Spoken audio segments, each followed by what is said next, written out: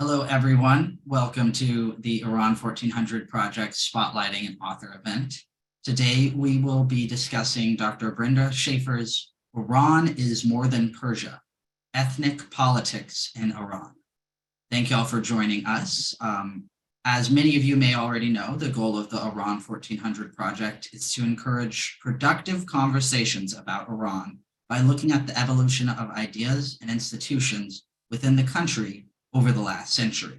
We are certain that today's discussion will be a valuable resource in that mission. Before we introduce our guest, I have some remarks on behalf of Iran 1400's advisory board.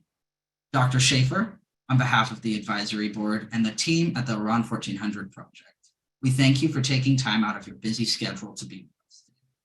The Iran 1400 Project's mission is to foster a greater understanding of Iran's history in order to promote an informed conversation about Iran's future. We are honored to have you with us today to share your research and insights on the Iranian experience. Welcome.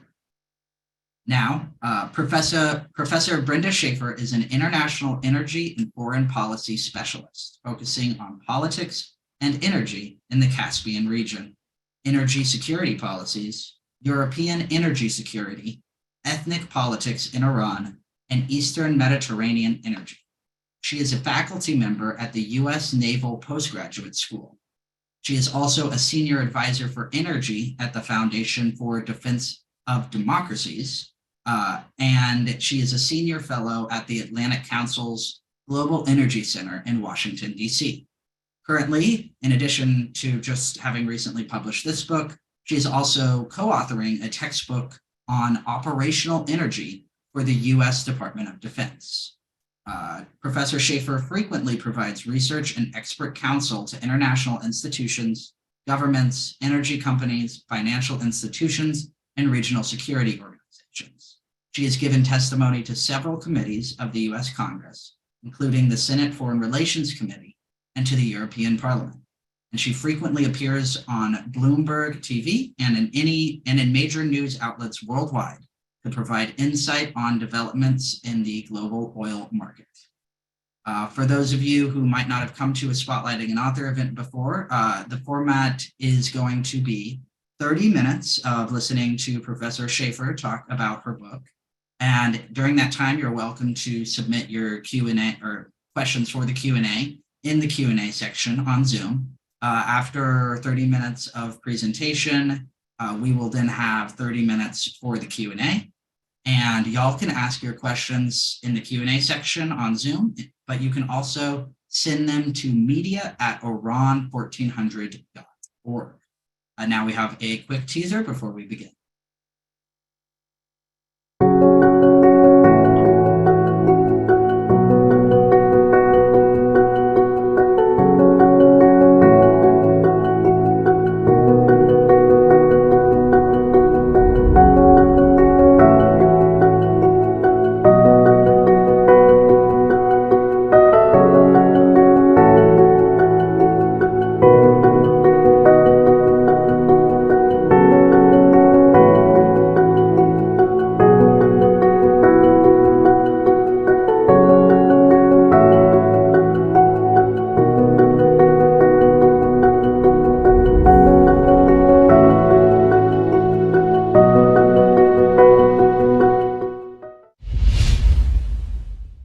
Professor Shaffer, the floor is yours.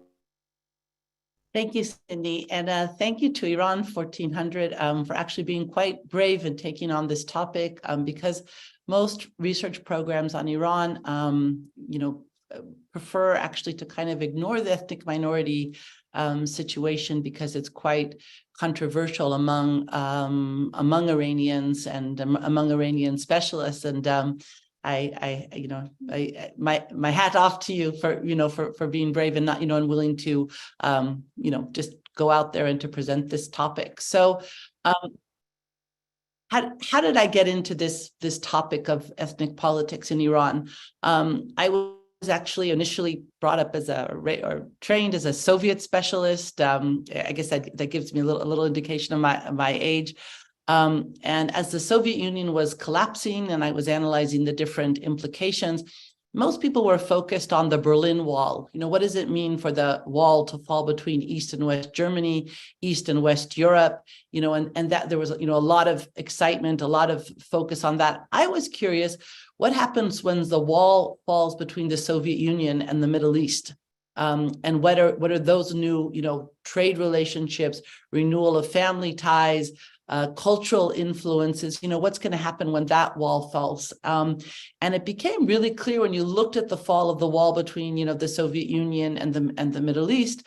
One of the most interesting walls to fall was between Iran and the former Soviet Republic, especially Turkmenistan and Azerbaijan. Armenia, which border Iran, and Azerbaijan and Turkmenistan were especially interesting because of the Iran shares, Iranian citizens share co-ethnic ties with peoples in those republics. So, about 1.5 to 3% of the population of Iran is Turkmen. And so that over the border, you have ties with the Republic of Turkmenistan, and about 28 million citizens of Iran are ethnic Azerbaijanis, and that have co-ethnic ties with the Republic of Azerbaijan. So I set out for most of my academic activity, including my PhD dissertation, to look at the meaning of the fall of the wall between the newly restored independence of the Republic of Azerbaijan with the Azerbaijanis in Iran. And I discovered, and was something that for any students of Iran, it won't be surprising, that the presumption in mainstream Iranian studies, Middle East studies, is that the ethnic politics is not important. So you'll see very few books on it. There's probably a lot more studies on religious minorities in Iran, which are only about 1% of the population, non-Muslims, versus studies on the ethnic minorities, despite the fact that the ethnic minorities are over 50% of the population. And even though you would always look at, let's say, take a group like the Kurds, it's obvious if you're going to do any sort of sociological study of Turkey, you would look at the Kurds at Turkey. If you're going to study Iraq, you would look at the Kurds in Iraq. But for some reason, when we look at sociology of Iran, we don't even, look at the Kurdish minority there, let alone the other minorities. I mean, it's not that it doesn't exist at all, but it's not mainstream studies. The presumption in Middle East studies has been that Iran is different. Where almost everywhere else we consider ethnic politics an important element to, or to check if there are ethnic politics when there's ethnic minorities. Among almost every analytical, situation, geographic location, for some reason, the assumption is Iran is very different. And the sort of the narrative is that, well, for many centuries, Iranians, ethnic minority groups have been united as Iranians under the banner of Iran, and they identify as Iranians. And those, there's no difference between Iranians of Persian origin or Iranians of Azerbaijani Turkish origin or Iranian Arabs. They're all first and foremost Iranians. And this is a bit puzzling, the idea that they've always been united by the Persian language and love for Persian language, because as we know, as all studies of ethnic politics, basically ethnic politics is a 19th century phenomena, so essentially most states, most empires, without infrastructure like the telegraph and the train, they hardly felt that the centers of the empire, in question. And if you don't even have schools provided by a country, then there's no question about which language these schools are, or if you don't have mass media, what is it? There's no question about which language this mass media is. So this idea that, for instance, Iran, where schools really essentially massively reached the periphery of Iran only in the 1960s. The idea to say that these peoples were united by the Persian language and, love for Persian language, even though many weren't even exposed to the Persian language until the 20th century, it's kind of hard to make that claim. And second, even if it was true, ethnic politics is dynamic.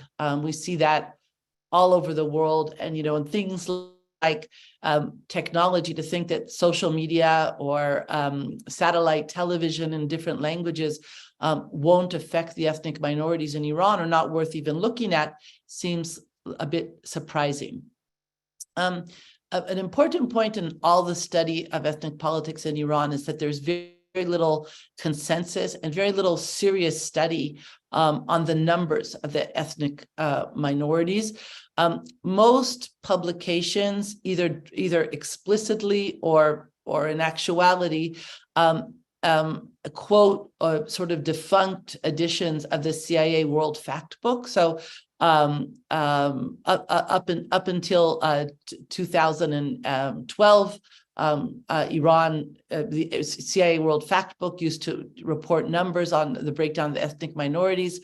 Suddenly, a year later, they published two rounds of numbers and have a huge increase in the percentage of Persians and a significant decrease of the amount of Azerbaijanis, and they eliminated the whole category of Northerners, Gilan, Mazandaran peoples, as a separate ethnic category, as if they are essentially Persians.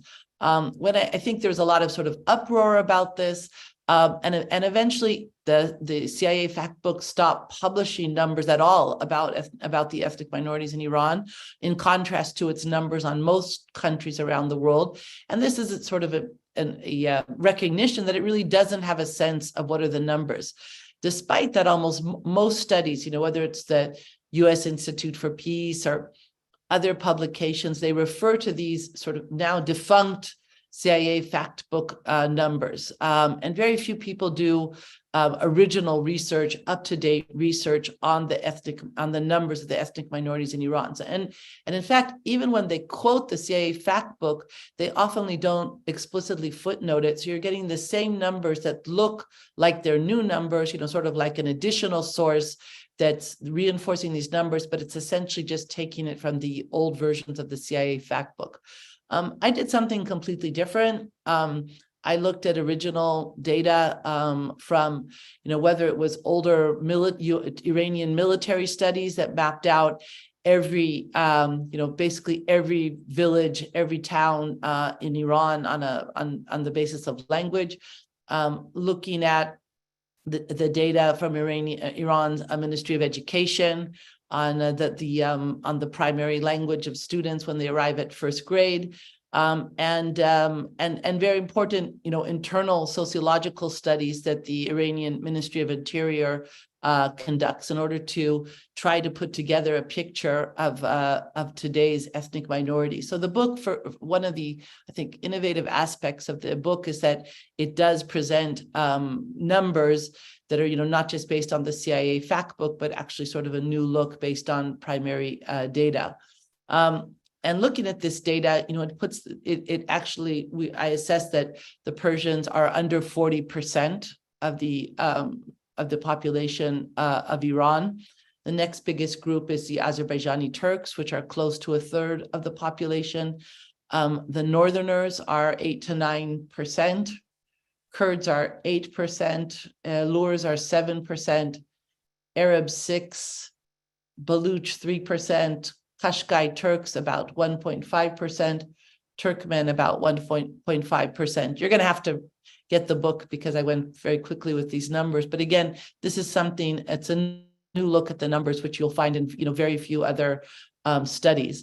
From Iranian Ministry of Interior data, we know that 40% of the population of Iran considers themselves not fluent in the Persian language. I mean, this is by self-declaration again, and probably the ministry, when you're answering a Ministry of Interior survey, was probably a tendency actually to be more affirmative about your, about the language level you possess, right? So probably the potentially, the levels are even lower of the amount of Iranians that consider themselves fluent in the Persian language. Over time, though, we do see an age difference. Older generations are less fluent in Persian, where younger generations are more fluent, and this could be, could reflect some degree of success of the Iranian government's promotion of the Persian language. What's really interesting is also the percentages of people which speak Persian at home. So even only 85% of people that self-define as Persian actually say that they speak Persian at home. So some are probably mixed families, or maybe sort of children of mixed families. And we see with the Baluch and the Turkmen extremely high levels of speaking their native languages at home. Baluch 94%.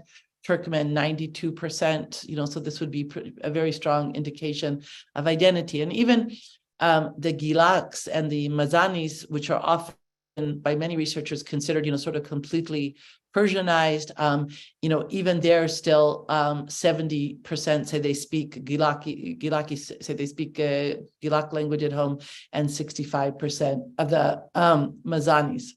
Not only are 40% of the, not only are the Persians less than 40% of the population, so not, even a majority in the country where the prevailing culture is Persian-based, but Iranian identity isn't supranational in the sense that it offers the Islamic Republic version of Iranian culture, and the Pahlavi regime before that didn't offer any model of inclusion, meaning that there was no way to, preserve your language, have schools in your language, use of government services in your language, and at the same time, be a part of Iran. It doesn't offer any kind of sort of compromise on the language issue. We see, again, a lot of Iranian studies, or mainstream Iranian studies, presents the Iran as, a mosaic, which with all the ethnic groups united under the flag of Iranian identity. At the same time, we see that suppression of the ethnic minorities is high in Iran. So if actually the minorities were so, folded into the Iranian identity, you wouldn't have all this activism that needs to be suppressed, right? So ethnic minorities have the highest rates of incarceration in Iran, highest rates of judicial executions, highest rates of political crimes, crimes such as war against God and other national security crimes. And the regime continues to assassinate and kidnap activists from the ethnic minorities abroad. So again, if it had no threat from these ethnic groups and they were just sort of tribal, cultural groups, why would the Islamic Republic take the time to hunt these people down and to, assassinate them even in, especially in Europe? Iran, the Islamic Republic, like the Pahlavi regime before, doesn't allow use of the minority languages as language of instruction in school, not allowed in any of the government settings. And in fact, there's even, in official school books, official media, there's even a, I would say sort of, systemic racism against the ethnic minorities. They're often portrayed on the basis of very demeaning stereotypes, whether it's in children's shows or political cartoons, or even as I said, even in textbooks that are published in Iran. And so this sort of mocking and racist teaching, which in sort of a strange way, I think it's a policy that's probably trying to sort of coerce the minorities to not be proud of their cultures. I think it's quite counterproductive and really alienates many of the ethnic minorities, especially now with social media, when these images, once they're a cartoon or a TV show, with a racist image is published or is on air, it becomes, disseminated, throughout the ethnic minorities groups. Iran often doesn't allow the ethnic minorities to register the names of their children, their own names. And in fact, it's kind of almost ironic that in the current anti-regime wave of activity, the symbol is a woman called Masha Amini, whose name isn't Masha. Her name is Jina. Her name was, and her parents were not allowed to register her Kurdish name in her official documents, because she had to pick a Persian or Islamic name, or the family had to. So it's almost kind of ironic that sort of the symbol of this anti anti-regime movement is known under a name that wasn't even her name. The fact that minority students can't study in their native language creates an academic disadvantage. If their Persian is not sufficient, they're also placed in classes with children with various disabilities, including cognitive disabilities. So the assumption is that, if you're a first grader and just speaking your home language, that you need some kind of special education and not mainstream education. The regime also has a policy of settler policy, trying, something similar to China with the Uyghurs and in Tibet, were to try to dilute the majorities of ethnic minorities in certain geographic locations by settling mostly Persians and Lurs, and mixing groups to try to make them more multi-ethnic. We see a lot of activity of the ethnic minorities. It's not always explicitly political. Sometimes it's political, but certainly one of the most places of highest political activity is actually the soccer field, football, where especially the Azerbaijani and the Arab populated teams use the fact that thousands and thousands of people can, enter into a space where they don't need a permit for a demonstration. And can chant political, explicitly political slogans. Tractor Azerbaijan, for instance, in their games usually calls for the rights to educate their children in schools, sort of a frequent chant and slogans. And we see also environmental campaigns, which also have a ethnic motif. This isn't surprising as well. We saw that prior to the fall of the Soviet Union, where, ethnic environmental activity was allowed. But, environmental activity and patriotism, nationalism can overlap, because if the messages are, love for the land, preserving your land, and then also there's the message of it's your land, and who's causing the environmental damage. If it was in the Soviet period, it was Moscow. If it's currently in the Islamic Republic, groups educate to blame Tehran for the environmental degradation. So, for instance, we see, Kurdish environmental organizations that are very active in preventing forest fires, collecting trash, releasing animals from traps in the areas that they occupy, and also the Lake Urmia campaign, led mostly by ethnic Azerbaijanis, against the retreat of the lake and the subsequent salt and sandstorms that are hurting the population around the lake. In this last wave, started in September 2022 of anti-regime demonstrations, we're seeing that many ethnic groups that seemed somewhat subdued by the Islamic Republic, that hadn't been explicitly active since they really had sort of a tremendous amount of oppression, during the period of the Islamic Republic, we're seeing really actually a resurrection of their political activity. I think one is the Turkmen, again, that had during their uprising against the Islamic Republic during the revolutionary period, they lost many people, and people that were executed, people that were killed in the battles, imprisoned. And so it seemed to somewhat placate them for a couple decades. But we're seeing now in this current anti-regime activity, the Turkmen are extremely active. And also Gilaks and Mazanis, it seems, in some of the most, sort of almost the most serious activity attacking government buildings, government installations, you're seeing in the northern provinces. So it clearly, these peoples have not been subdued. We see in Iran also that all the data, whether it's Iranian data or external data like the UN human development data, levels of poverty are higher in the ethnic populated provinces than the Persian heartland. Health indicators are worse in the provinces than in the Persian heartland. And infrastructure is worse in the provinces. Water supply is worse in the provinces. So ethnic identity and environmental health, poverty, degradation, all overlap.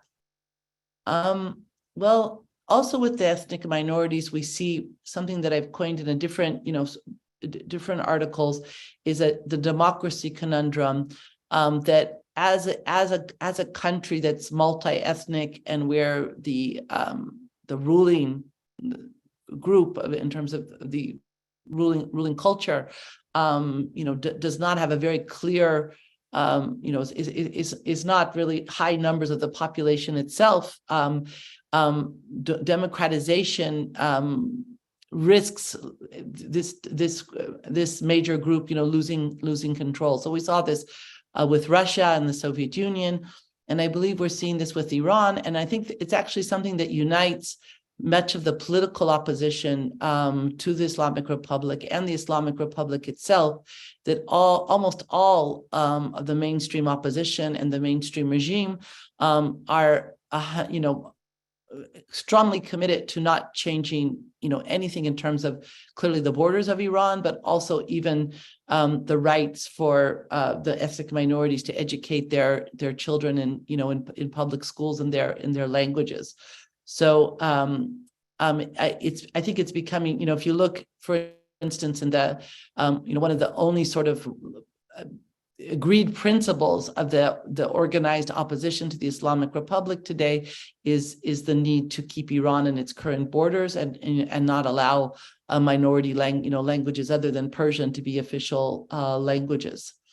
Well, many things are happening. I think that the 2020 war between Armenia and Azerbaijan was a real turning point for the Azerbaijani community in Iran, that when they could go to the border, see the war, and see, trucks, basically the main lifeline for military supplies and other supplies to Armenia was through Iran. So, Russia doesn't share a border with Armenia. Russia is the main supplier of weapons to Armenia. So during the war, all the Russian supplies either had to come by air or by ship into Armenia, and all of these came through Iran, whether it was flights that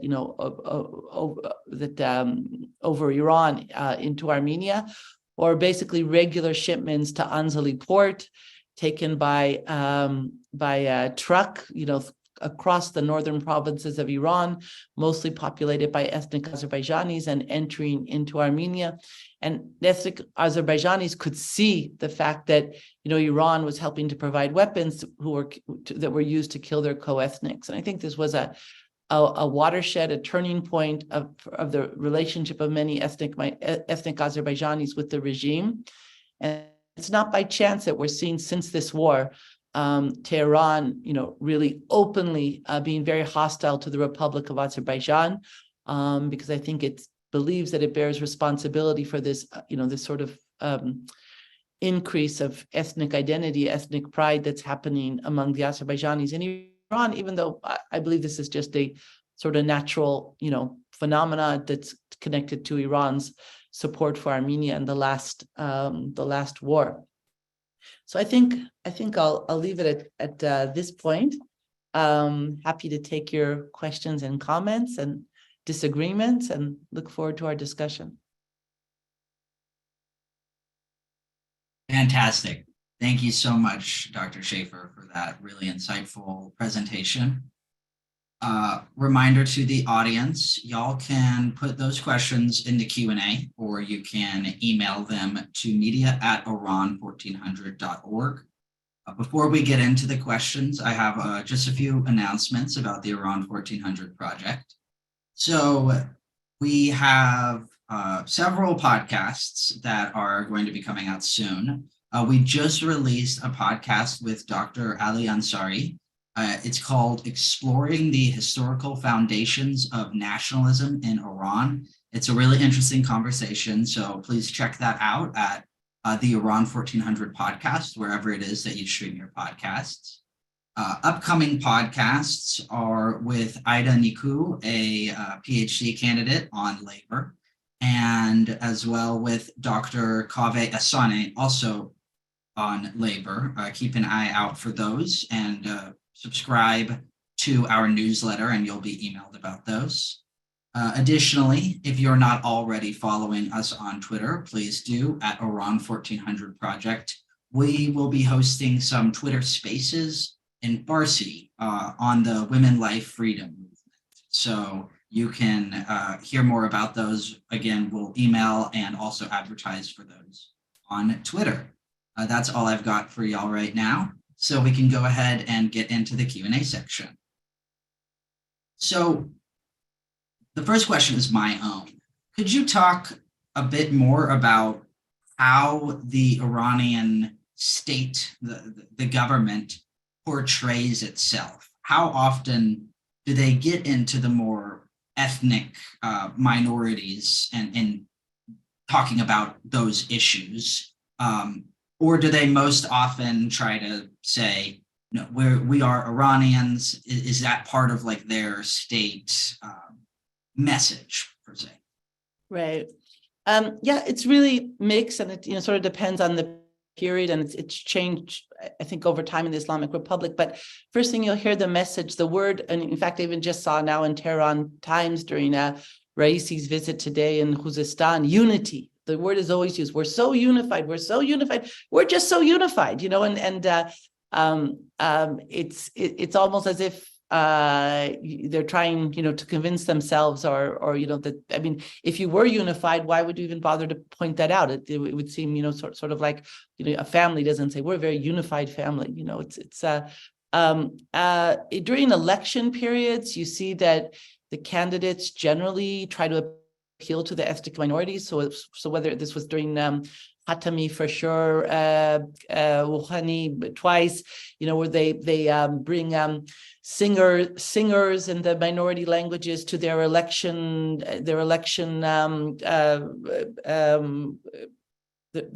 not protests, election meetings, rallies. They put in their platforms to allow, some use of schools, but it never happens after that. But I think it's very interesting because it shows that they believe that this is politically valuable, that it's a way to get votes. And certainly in the case of Khatami, people believe that he would allow more language rights.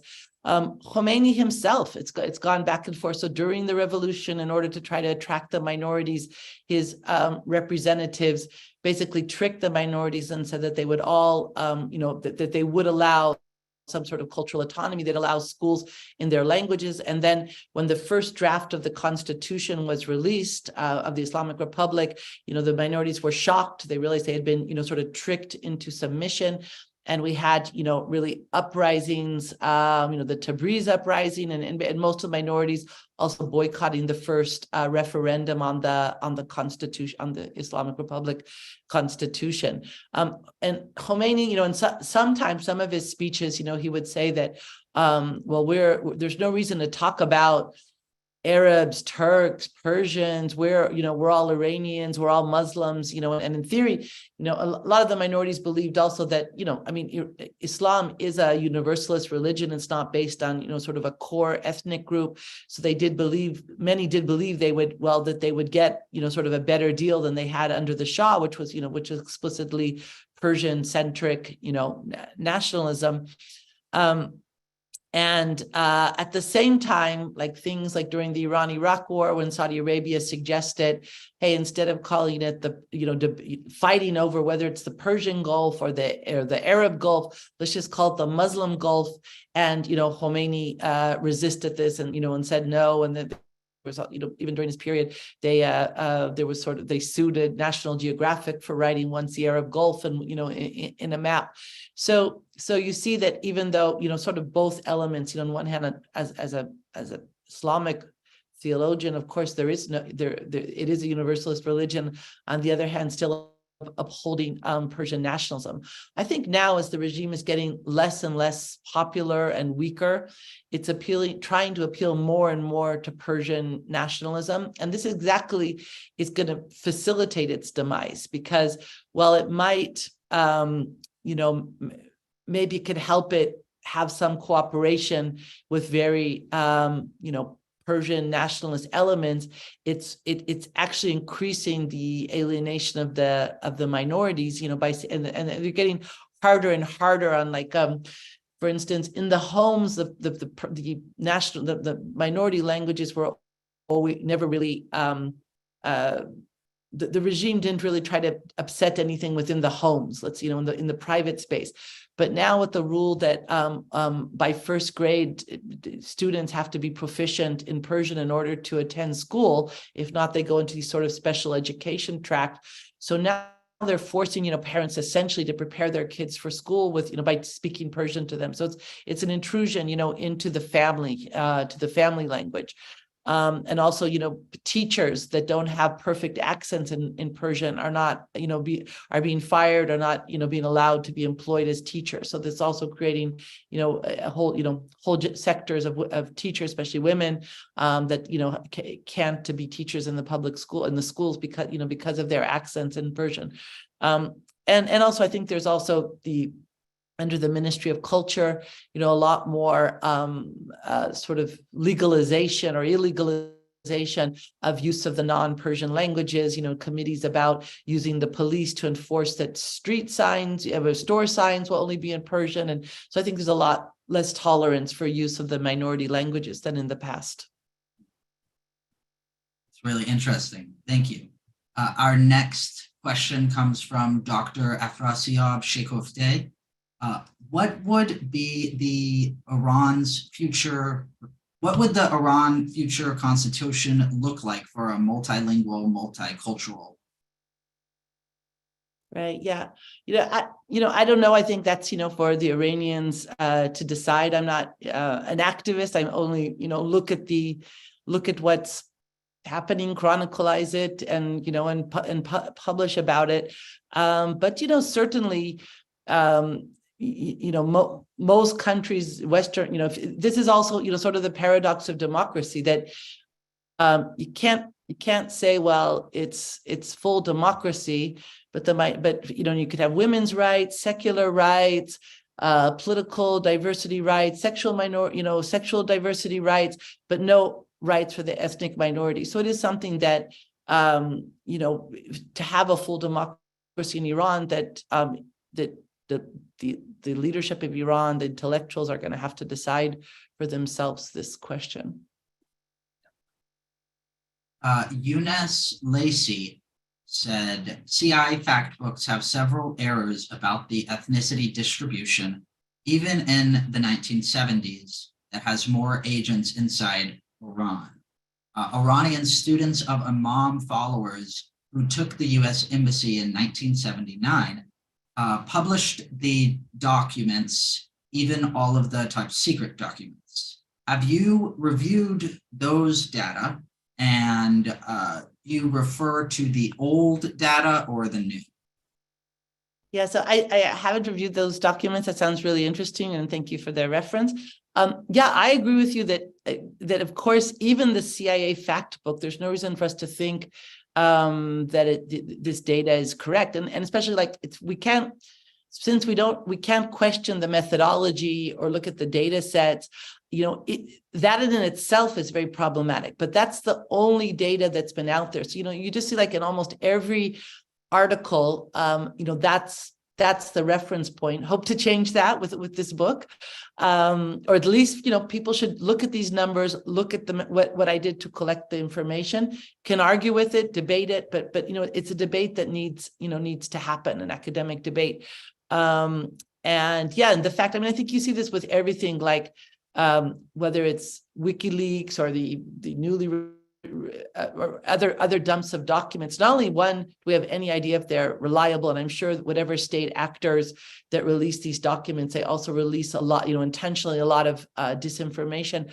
But all that means is that some desk officer, some diplomat, that was his opinion, her opinion, assessment. It really doesn't mean it's the fact. For some reason, when these document dumps happen, people accept, well, because it was classified, therefore it means it's the truth. It doesn't. It's just someone's opinion. Thank you. On top of that question, or similar to that question, we have a question from an anonymous attendee. While researching those numbers, how did you deal with mixed ethnicities? isn't it problematic to ascribe ethnic identities to people? Also, where did you get your data on prisoners from? Yeah, so the UN Human Rights Council rapporteur in Iran regularly documents the political prisoners, and almost in every report every year, the same thing, that it's exceptional that the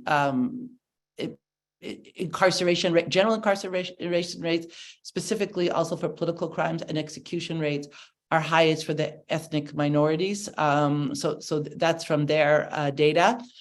Sure, in terms of mixed people, and then again, personal identity, it's that is something that I believe is, or ethnic identity is, of course, that is something that is fluid, and some people, every group, some people will be strongly identify with Iran, some people might strongly identify as Muslims, some people might strongly identify as Azerbaijanis or Kurds or Arabs, or based on their city identity. And as we all know, even in ourselves, in our own lives, how our primary identity can change. What you identified as or with when you were 17 is not the same as when you're 40 or when you're 70. And so, of course, anyone claiming that, well, this is like sort of hardwired numbers on ethnic identity, yeah, I would agree that it's quite problematic.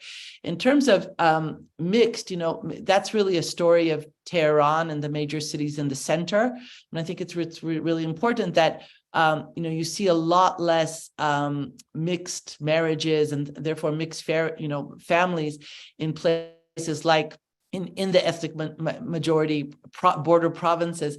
And this is, I think, something that's been a factor that's had sort of a maybe led to some mistakes in the assessments about ethnic minority, because the minorities that immigrate to Tehran and to the center, clearly they're very different in their attitudes towards their home provinces, their home culture, their home languages. If it was that important to them, they probably wouldn't move to the center.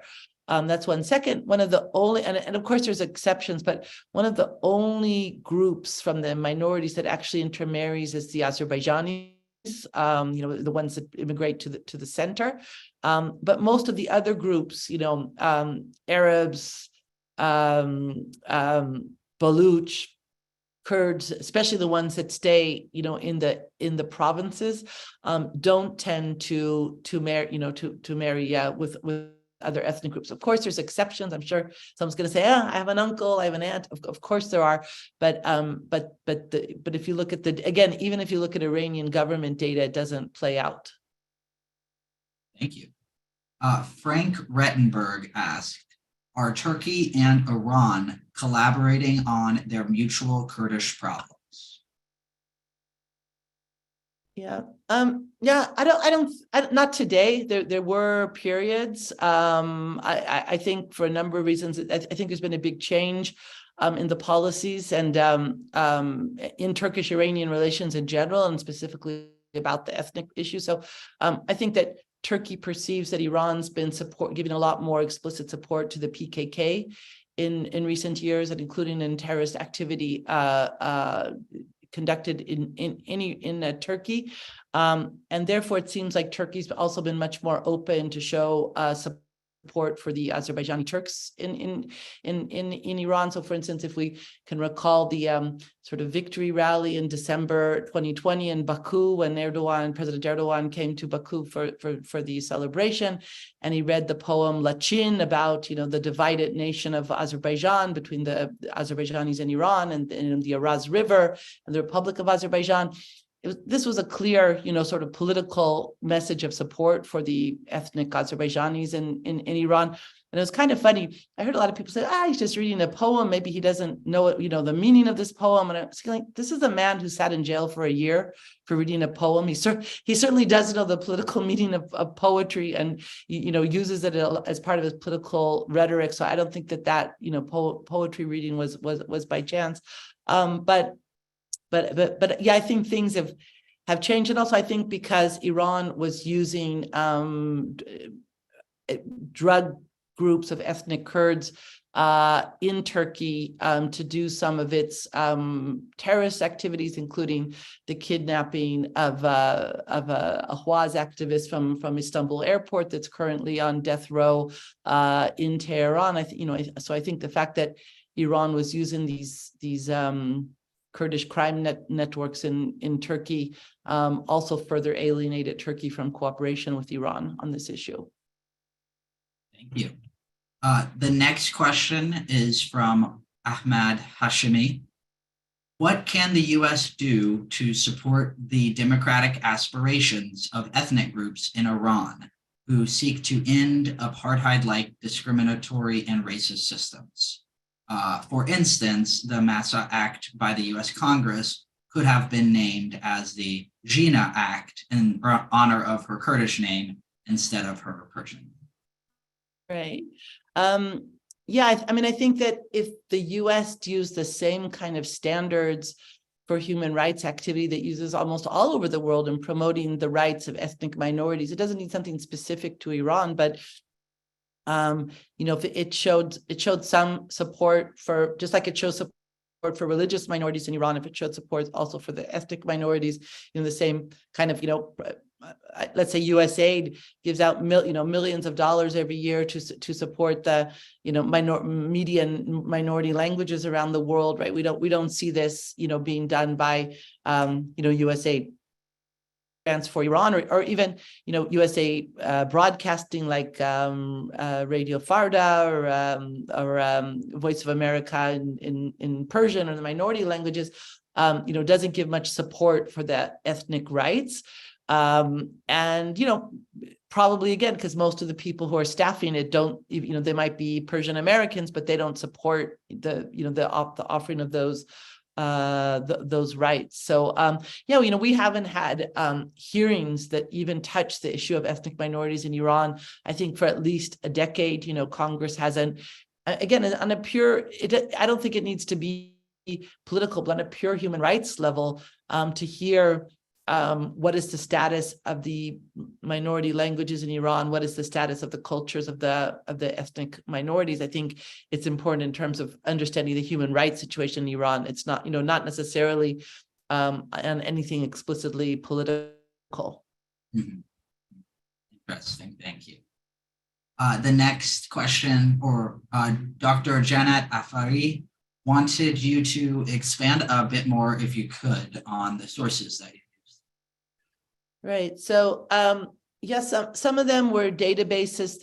I'm sure that the Ministry of Interior of Iran conducts sociological surveys, and they grant to researchers some access to these databases.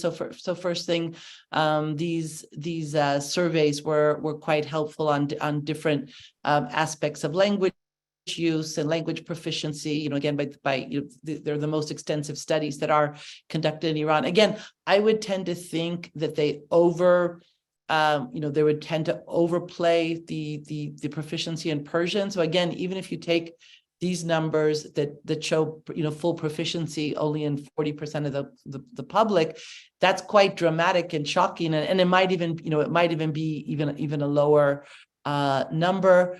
Also use data on the size, just the size of the provinces themselves, and sort of more sociological surveys on the ethnic breakdown within provinces to try to assess as accurately as possible the numbers.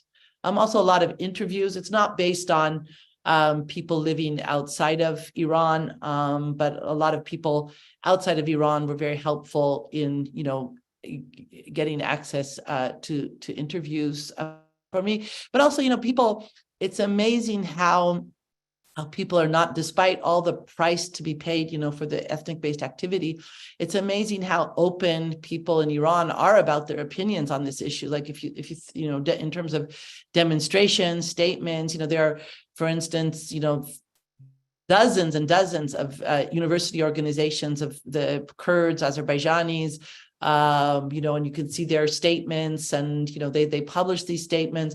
If I think of the TV show, Gunaz TV station, where in the Azerbaijani language out of Chicago, so these are have interactive TV shows. People call in the Azerbaijani language, from Iran. They talk about these issues.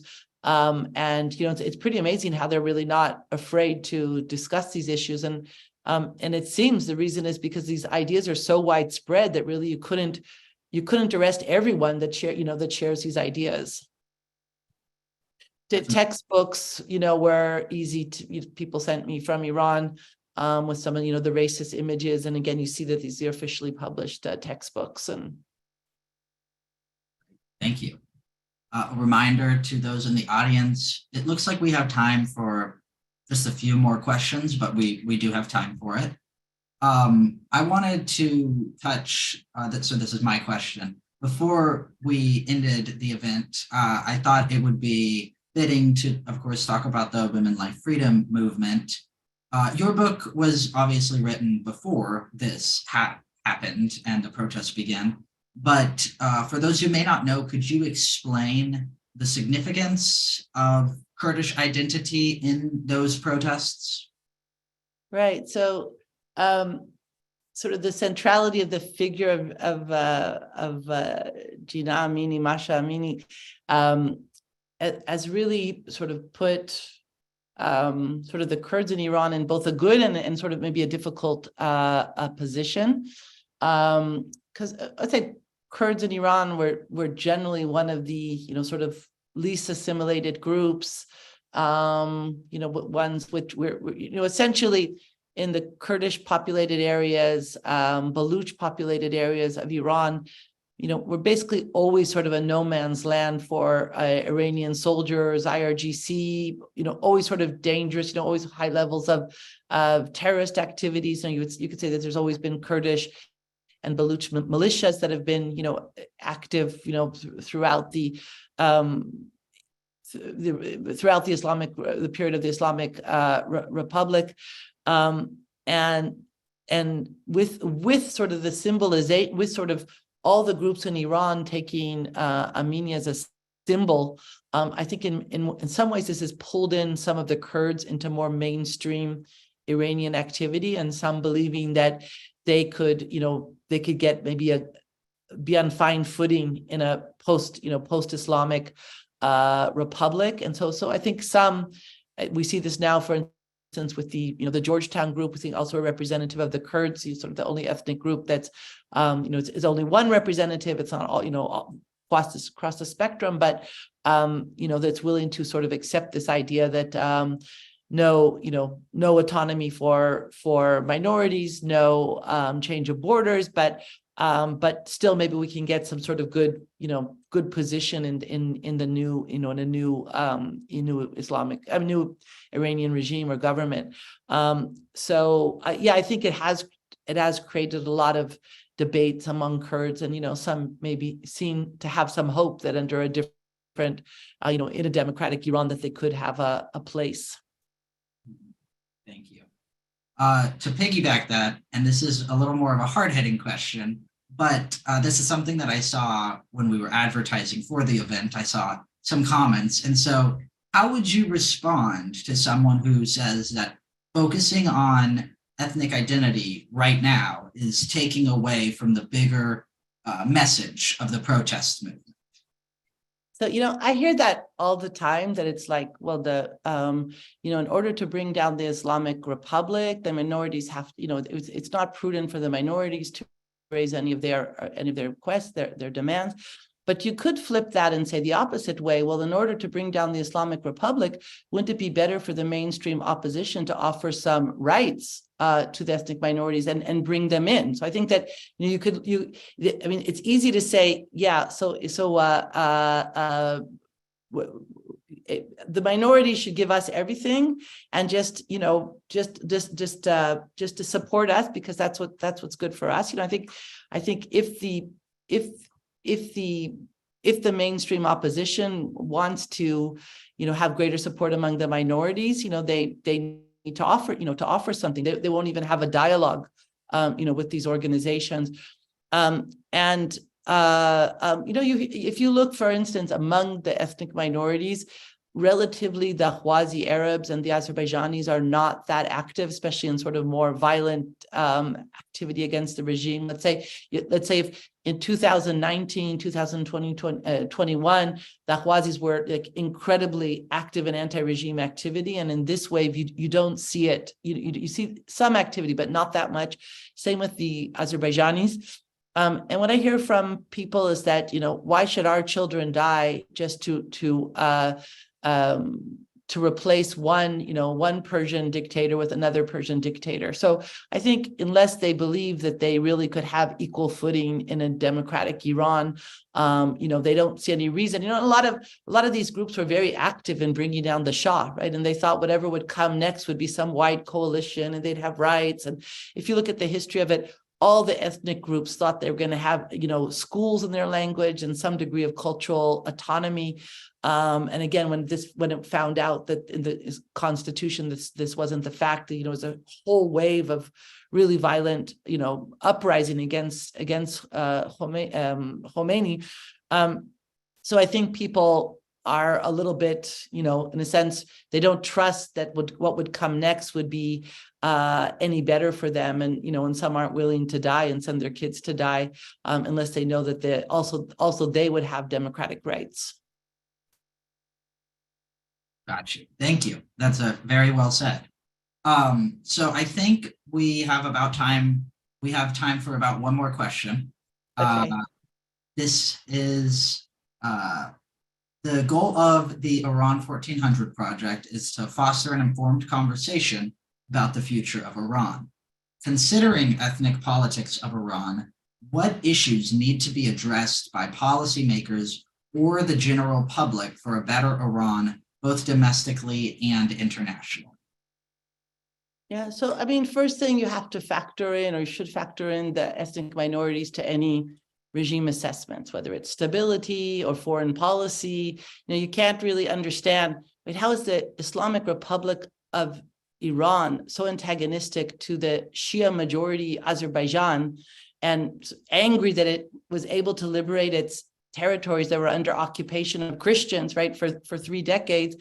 The only way to understand it is if you understand the ethnic question and how troubled Tehran is from the sort of the identity trends among ethnic Azerbaijanis in Iran. So if you want to assess regime stability, if you want to assess, how likely the current, opposition figures are to succeed, you have to just factor in the ethnic minorities. And again, there haven't been congressional hearings like in the past. I remember giving congressional testimony on this topic. I think last time was 2010. So I haven't seen a hearing since then that even touched on this topic. And probably often the hearings in Congress are the things that give sort of a trigger to the analytical organizations, research organizations in the U.S. government to take, more of a look at something.